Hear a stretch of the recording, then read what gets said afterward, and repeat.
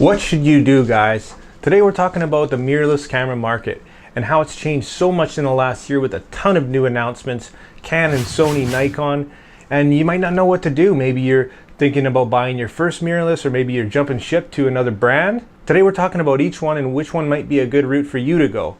I'm going to tell you what I did and why I have absolutely no regrets. Let's get going.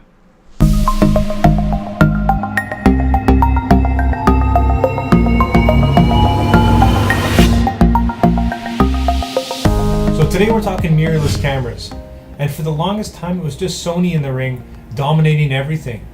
But late last year, finally, Canon and Nikon announced their entry into the mirrorless world. Now, I was always a Canon shooter and I had a lot of glass invested like a lot of people do. So switching brands isn't just an easy decision. And although there's adapters today to bring your lenses to a new system, you're not going to get the same performance that you would on native glass. So throwing it out there, if you're just getting started looking for a mirrorless camera, or maybe you're not even sure you want one, maybe you're still looking at DSLRs, here's a list of a couple pros from each of them to kind of determine where they sit right now. And they've come a long way, but if you want to learn the differences between mirrorless and DSLRs and a lot more about that, consider looking at my other video, which really breaks it down to see which one might be best for you. So last year I was really considering either upgrading my camera or switching over. And being heavily invested in Canon, it was a big decision, of course. So I was really excited about the announcement of the EOS R coming up. And when it finally came the day of, I wasn't super excited about it. I feel like with Canon and Nikon, they were a little bit desperate to jump in the mirrorless ring, and the A7 III was really the camera to beat. It had set such high standards that they really had to come out swinging if they wanted to succeed. In my opinion, they didn't. So keep in mind that the Sony A7 was released 6-7+ months before Canon and Nikon hit the market. So they had a lot of time to get it right, to blow our minds, to introduce some new technology, to be unique. And in most ways, they didn't really do that. So for me, I did what was logical. I couldn't take my Canon lenses to Nikon, and Nikon really kind of failed to impress as well. So I went with Sony. I bought the A7 III, and here we are. So we're going to look at each one of these brands and systems and see actually what led to my decision. And now I'm not going to jump in and rip each one of these apart technically, because I really don't care about the technical specifics too much. I'm not too worried if one camera has half a stop of dynamic range better than the other one. I care about real world functionality. I care about the features and the technology that's going to make my life easier. So let's go ahead and jump into a few of these cameras and really look at some of the differences. So first, let's start with the megapixel count and the sensor. Canon being the highest at 30 megapixels, Nikon at 25 and Sony at 24. And the age-old question of how many megapixels do you need? If you really don't know, you don't need too many. And a lot of people say, including myself, that 24 is kind of the sweet spot between a lot of detail and not too big of a file size, which can sure add up. So no huge differences there. Next is the ISO range. Canon going from 100 to 40,000, Nikon from 100 to 51,200, and Sony from 51,200 natively. Now the Sony has a great reputation for low light performance, but they're all going to perform strong in this case. And remember, not all ISO is created equal. The sensor has a huge determining factor on that.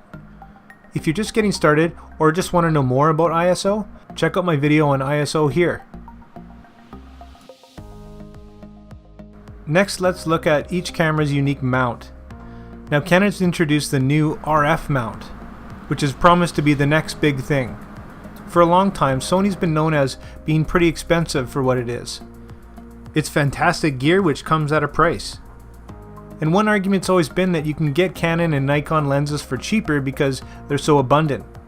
Well, with this new RF mount, things are changing. For example, take the brand new 28-70 f2. Cool idea, but comes in at an absolutely insane 3,000 American dollars. And it's not even image stabilized. I don't get it.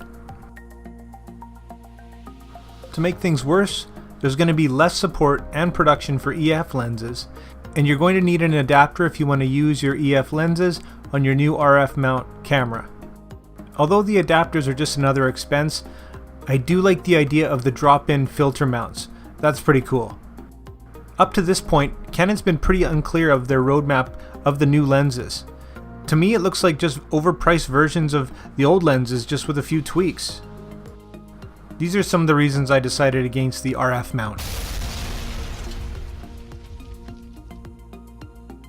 Next, the Nikon Z mount, or Z mount, or whatever you want to call it. It was never going to work for me anyway, so I won't spend too much time on it. To me, it kind of looks like more of the same. Updated and overpriced lenses that we've already seen. Except for this new 0.95 knocked lens. If you're silly enough to spend $6,000 on a lens that lets in a little bit more light, you deserve Nikon.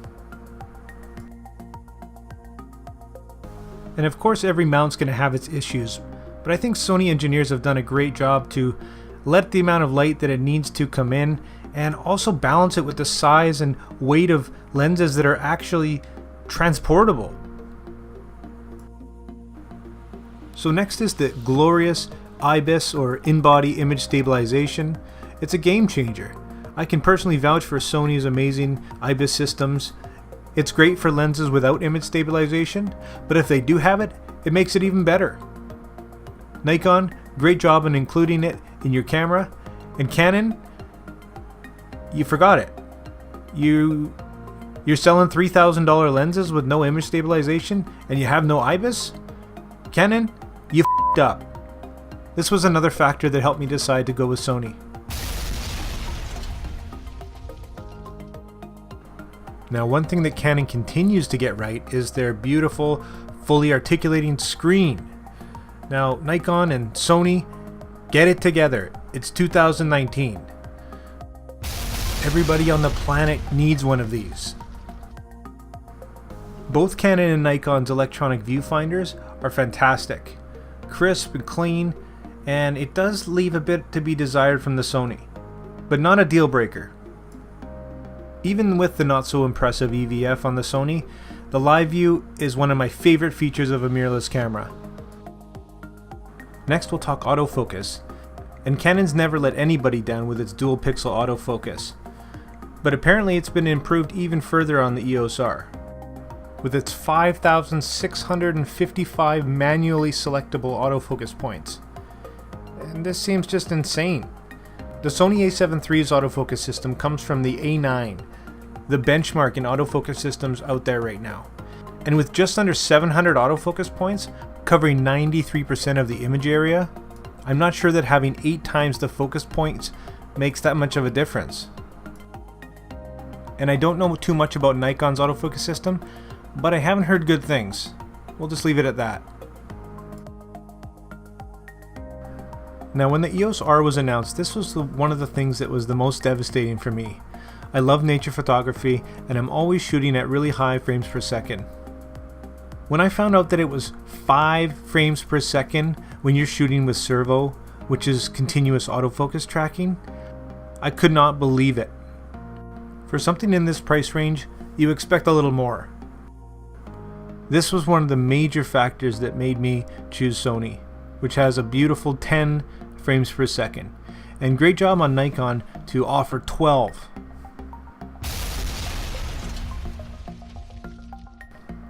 Now, I'm not a huge video guy, so I'm not going to dig into video too much. I do know that Canon is a bit hurting when it comes to the video, not even doing 120 at 1080. Nikon, from what I hear, is decent, and I've been nothing but impressed with Sony's, shooting beautiful 4K, and I love the slow motion. If you're wondering, I do film all the videos on this channel with my Sony A7iii.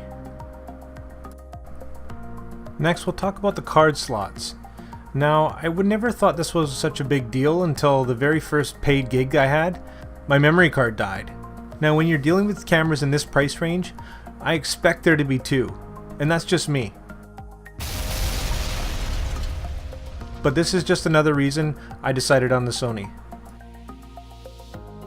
Now, they all have built-in wireless, and so they should. That's all I'm going to say about that. Now, for the longest time, mirrorless cameras had the reputation of having absolutely terrible battery life. And that's all changed thanks to Sony's Z series batteries. And it looks like Canon and Nikon dropped the ball here. I've been nothing but happy with Sony's batteries, claiming 610 pictures per charge, but I've gotten well over 1,000. And again, for a camera in this price range, you expect more than 300 something shots. This was another important factor for me. Now, being a former Canon shooter, I do love the ergonomics of Canon cameras.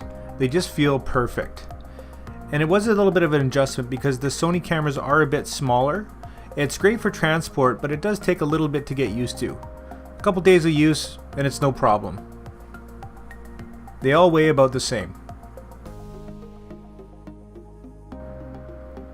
As far as weather sealing is concerned, they're all weather sealed, but they do feel a bit different in this case. Compared to a DSLR, they're not quite as rugged, and I don't quite trust the weather sealing as much, but I have had it out in the rain and snow quite a bit with no issues. Either way, weather sealing is a must, and I'm happy they have it.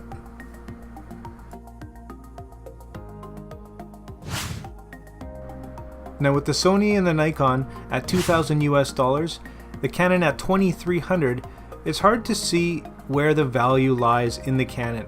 I have a hard time with it. Unfortunately, to me it seems like another 6D Mark II disaster, being a real letdown in a lot of ways.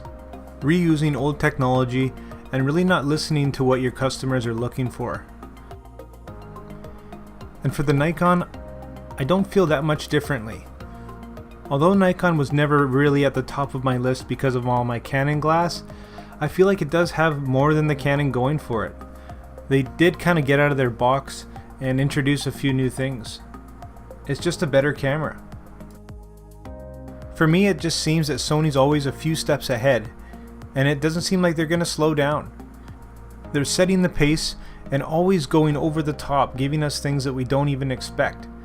Like tech from their higher end things all the way down in mid-level or entry-level cameras. It's fantastic. It's easy to see the value in Sony, and that's why I made the switch.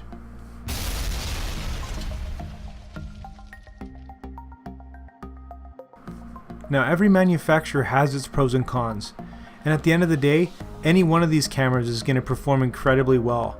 They're all amazing cameras. But for me, the Sony A7 III was the one that really stood out. An industry leader of technology, price, and all the features that I was looking for. Not to mention the incredible autofocus system that Sony is going to be updating even further to include advanced tracking using artificial intelligence to better track eyes on humans and even animals. Color reproduction is also getting an update. And these are things that Sony doesn't have to do. This means they care about their customers, and I'm really excited to see what 2019 and beyond brings. So wrapping up, these were the main determining factors that made me switch to Sony, that Canon just simply didn't have. And I searched long and hard for some cons, and this is really all that I came up with. And as you know, I also rate things on a scale from definite buy to consider to never think about again. And in this case for me, as you know, it's a definite buy. Well, that's it for this one, guys. Thanks so much for watching, and I hope it helped you out. If it did, consider maybe giving me a like and a subscribe, and drop your questions and comments down below. If you're thinking about picking up one of these cameras, I do have some affiliate links in the description as well, and that really helps out the channel. If you do want to know a bit more about just the A7 III, I do have a more detailed review in one of my other videos. And of course, like always, make mistakes, be yourself, and get out there and take some pictures. See you next time, guys.